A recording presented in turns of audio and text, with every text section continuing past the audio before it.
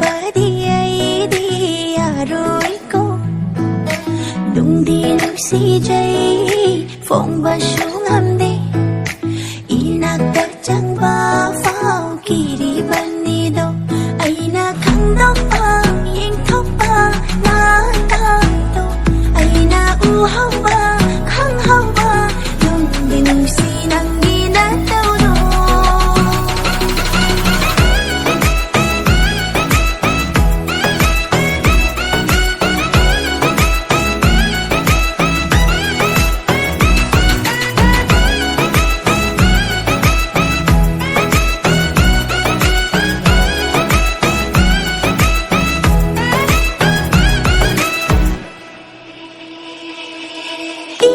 Tapjaba saraduna laithoppaduna ay di hena nungshire mattaw mandana irapuraga laklabadana na ay ginaksida ay na nang bungaw jaba ay na nang bupam jaba ay na nang bunong si jaba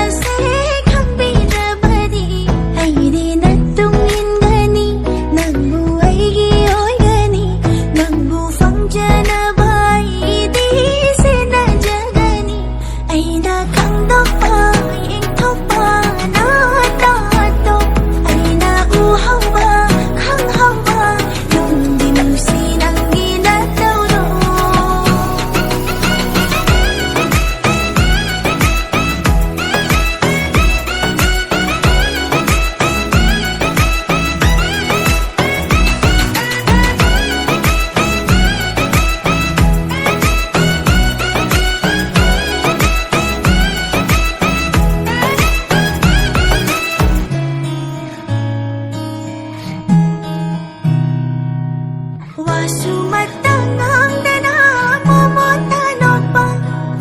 tumin-tumin yeng padoy nakalak pa wasumatang dana pumuntanod pa tumin-tumin yeng padoy nakalak pa nang bulag pa ngay bada pupning se